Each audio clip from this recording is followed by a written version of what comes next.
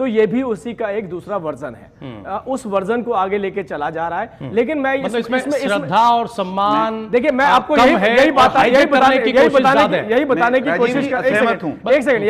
कोशिश कर रहा हूं, क्योंकि हम जितने भी लोग यहां पर बैठे हैं ये सभी राजनीतिक पार्टियों से आते हैं। ठीक है। और राजनीतिक पार्टियां चाहे समाज उत्थान का काम करती रहती हों, लेकिन साइमल्टेनियसली उनके इंटरेस्ट, पॉलिटिकल इंटरेस्ट हमेशा बरकरार रहते हैं। अगर कोई व्यक्ति कहता है कि उसका इसमें कोई पॉलिटिकल इंटरेस्ट नहीं था, तो वो अपने आप में बेईमानी कर रहा है। वो देश के साथ भी देश को भी झूठ बोल रहा है। मैं बोलता हूं कि जितने भी काम किए जाते हैं इस देश के अंदर वो पॉलिटिकल बेनिफिट्स के लिए किए जाते हैं, तो इसमें कोई बुराई नहीं है।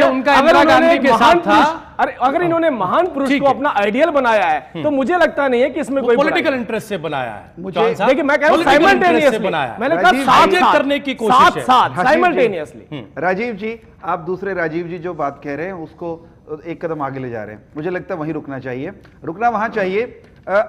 हम सरदार वल्लभ भाई पटेल को नरेंद्र मोदी जी ने जिस तरह से उनके स्टैच्यू ऑफ यूनिटी की बात हुई, या ये अभी रन फॉर यूनिटी की बात है, सरदार वल्लभ भाई पटेल को उनका ड्यू दिलवाना, ये बात नरेंद्र भाई मोदी ने अभी हाल में साल भर 2 साल पहले करनी शुरू की हो ऐसा नहीं है, किसी राजनीतिक फायदे के लिए करनी शुरू की हो ऐसा नहीं है।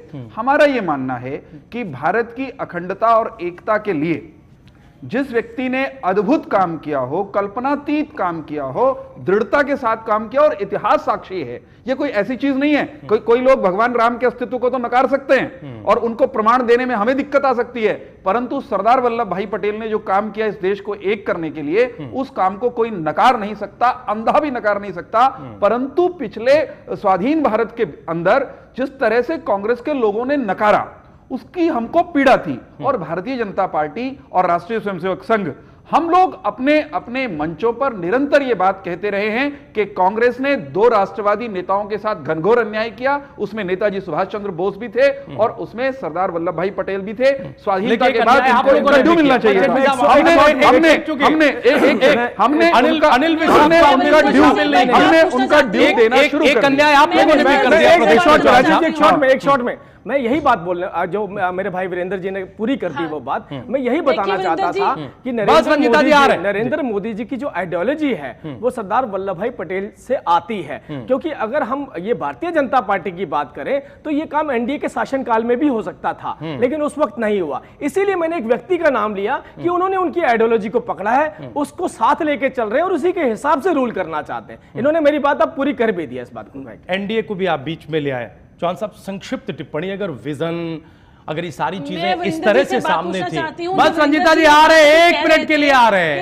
चौहान साहब, अगर ये सारी चीजें इसी तरह से थी तो अटल बिहारी वाजपेयी साहब की सरकार में ये रन फॉर यूनिटी क्यों नहीं दिखी जो अब दिखाई दे रही है? और अगर अब दिखाई दे रही है तब तो शायद ये बात ज्यादा सही है जो जेटली साहब कह रहे हैं कि आपका अपना एक पॉलिटिकल इंटरेस्ट है, जो कहीं आइडियलिज्म है नरेंद्र मोदी साहब का प्रधानमंत्री के तौर पर, वो सरदार वल्लभ भाई पटेल से आता है, लिहाजा इस दौर में ये चीज ज्यादा दिखाई देती है। मैं एक बात बहुत स्पष्ट रूप से बताना चाहता हूं कि भारतीय जनता पार्टी का जो राजनीतिक चिंतन है उसमें प्रारंभ से ही सरदार वल्लभ भाई पटेल की जो सोच थी वो कहीं ना कहीं हमारी सोच का एक अभिन्न अंग रही है।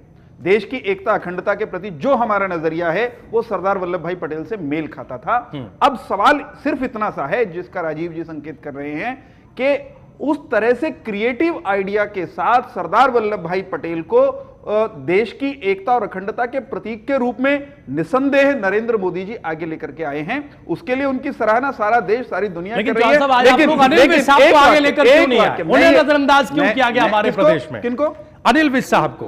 वहां पर आएंगे तो उसका भी उत्तर मैं दूंगा। क्या मुझे अभी उत्तर देना चाहिए? बिल्कुल, अभी उत्तर देना है। अनिल विज जी के साथ जिस तरह का आज वो घटनाक्रम हुआ, जो जितना मेरी जानकारी में आया है, वो उसको अगर आप ये कहें कि वो सरदार वल्लभ भाई पटेल जैसी कोई उपेक्षा हुई है, तो मैं इसको कहूंगा कि ये तो अतिशयोक्ति के आगे की भी अतिशयोक्ति हो गई। ये हमारे साथ ज्यादती है। ज्यादती तकनीकी रूप से, ज्यादती प्रत्यक्षतः जैसा दिख रहा है वो अनिल विज जी के साथ आज हुई है। कहीं ना कहीं अधिकारियों कर्मचारियों से एक बड़ी चूक हुई और इतने बड़े नेता वो कहीं उस सूची में वो प्रतिलक्षित नहीं हुए, इस बात का खेद हमको है। पार्टी के नाते भी हम लोग इस बात से चिंतित हैं और सरकार में भी, क्योंकि चूक बड़ी है। परंतु उस चूक के पीछे जो मुझे जितनी स्पष्टता है वो ये है कि उस चूक के पीछे कहीं भी कोई राजनीतिक उसमें किसी की मंशा हो नहीं सकती। आप ये मान रहे हैं कि अधिकारियों की एक चूक रही जिस वजह से आपके एक बड़े नेता इसमें शामिल नहीं हो पाए। हम चर्चा को थोड़ा आगे ले जाना चाहेंगे। कांग्रेस पार्टी से संबंधित भी एक सवाल हमने उठाया है। रंजीता जी, इनकी बात का जवाब जरूर दीजिएगा, लेकिन ये डिबेट यहीं तक नहीं रह जाए। और हम क्योंकि सवाल कई उठाते हैं, 3-4 सवाल हमारे इस कार्यक्रम में होते हैं, हम चाहते हैं कि उन पर भी चर्चा हो जाए।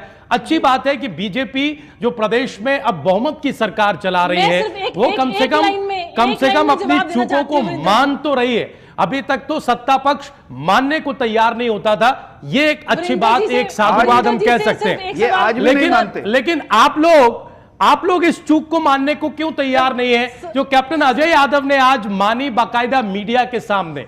रंजीता जी, कैप्टन अजय यादव शायद बड़े कद्दावर नेता होंगे जिन्होंने ये स्वीकारोक्ति की। इससे पहले भी छुटपुट आवाजें आती रही कि अगर 2-3 साल पहले आपने प्रदेश में नेतृत्व का चेहरा बदल दिया होता तो कांग्रेस पार्टी की उतनी करारी हार नहीं हुई होती जो हुई है। क्या आपके नेता कैप्टन अजय यादव की बात में कोई दम है? रंजीता यादव, रंजीता जी, रंजीता यादव, रंजीता मेहता जी, कोई बात नहीं, मेहता जी। देखिए जी, पहले तो मैं आप वीरेंद्र जी की बात का सिर्फ एक लाइन में जवाब देना चाहती हूं कि जो ये कहते हैं कि हमने नेहरू परिवार की और हमारा चक्कर लगता रहा, हम उनको ही याद करते रहे। हम तो अपने जितने भी बुजुर्ग हैं उनको याद करते हैं। आपकी तरह हमने अटल बिहारी वाजपेयी, मुरली मनोहर जोशी, अडवाणी जी को दरकिनार नहीं किया। कहां जोड़ रहे हैं? कहां जोड़ रहे हो रंजीता जी? कहां जोड़ रहे हो रंजीता जी? कोई जवाब नहीं है रंजीता जी, ये उत्तर है क्या? ये कोई जवाब नहीं है, ये कोई जवाब नहीं है। वो उनकी पार्टी के नेता हैं। कोई आपके इस जवाब, ये जवाब किसी को हजम नहीं होने वाला रंजीता जी। आप कांग्रेस पार्टी की हार पर जवाब दीजिए। सवाल ये हमने उठाया है कि कैप्टन अजय यादव जो बात कह रहे हैं, रंजीता मेहता, क्या वो सही है कि अगर 2-3 साल पहले आपने नेतृत्व का चेहरा बदल दिया होता तो इतनी करारी बुरी हार आपकी नहीं हुई होती? मैं इस चीज से बिल्कुल भी सहमत नहीं हूं। ये उनका अपना निजी फैसला है और निजी उनका सोच है, क्योंकि मेरा ये मानना है कि कैप्टन अजय यादव या और भी कई ऐसे लोग थे जो कि खुद चीफ मिनिस्टर बनना चाहते थे, तो कहीं ना कहीं वो द्वेष की भावना वो बाहर निकल के आ रही है। चाहे उसमें अब और भी नाम है, चाहे वो कुमारी शैलजा जी हैं, चाहे राव इंद्रजीत सिंह जी हैं, वरिंदर जी हैं जो पार्टी छोड़ के गए हैं। तो ये सब इस वजह से हो रहा था कि कहीं ना कहीं वो भी मुख्यमंत्री की रेस में थे और वो भी चाहते थे कि वो मुख्यमंत्री बने। और जहां तक हुड्डा जी की बात है, हुड्डा जी का नेतृत्व परखा हुआ था और लोग उनको इतना पसंद करते थे कि अगर आज भी आप वोटिंग कराते हैं तो सबसे ज्यादा जो एक नहीं रंजीता जी, वोटिंग 2 बार हो गई भीतर, 6 महीने के मतलब 2 बार वोटिंग। नहीं अच्छा था। अरे रंजीता जी, तब क्या इसका मतलब यह है कि इस तरह का बयान देकर अनुशासनहीनता कर रहे हैं कैप्टन अजय यादव? और आप प्रवक्ता होने के नाते ये मांग रखेंगी पार्टी के अंदर फोरम पर कि उनके खिलाफ अनुशासनात्मक कार्रवाई की जाए? बिल्कुल, बल्कि मैं चैनल के माध्यम से माफी मांगती हूं कि इस तरीके की बयानबाजी चैनल्स पे नहीं होनी चाहिए जो उनके द्वारा की जा रही है, और पार्टी को इसके लिए स्ट्रिक्ट एक्शंस लेने चाहिए कि इस तरीके की बयानबाजी फ्यूचर में ना हो। एक्शन होना चाहिए। आज तो 2 बड़े उदाहरण हमारे सामने हैं। सत्ता पक्ष अपनी चूक मानने को तैयार है और अब जो मुख्य विपक्ष तो नहीं कहना चाहिए, विपक्ष जो है प्रदेश में कांग्रेस पार्टी के तौर पर, वो भी ये मानने को तैयार है। कम से कम रंजीता मेहता प्रदेश प्रवक्ता की हैसियत से ये मान रही हैं, माफी मांग रही हैं कैप्टन अजय यादव के बयान के लिए। साथ ही साथ वो ये भी कह रही हैं कि पार्टी को इस तरह की बयानबाजी पर लगाम लगानी चाहिए। हम जरा एक टिप्पणी चौहान साहब ले लें हम कौशल साहब की इस विषय पर।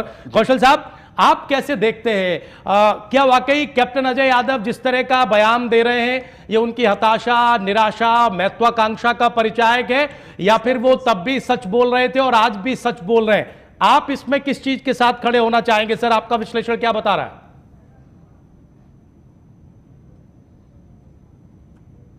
देखिए, कैप्टन साहब का पहले तो खुद का अपना जो किरदार है, 2-3 बार वो नाराज हुए और जब उन्हें अपनी मनमर्जी का विभाग मिल गया तो वो राजी हो गए, संतुष्ट भी हो गए।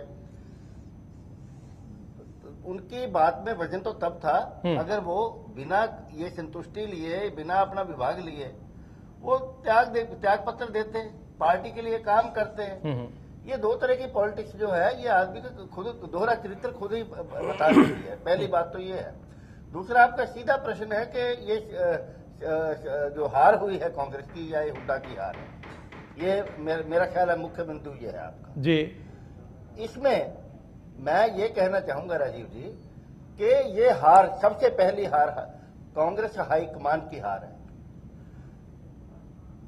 न केवल हुड्डा के विरोधी या अजय यादव बल्कि शैलजा और किरण जी और वीरेंद्र सिंह जी, बहुत से नेताओं ने जाके हाईकमान को जो बातें बताई कि ये कमियां हैं इनको दूर किया जाए।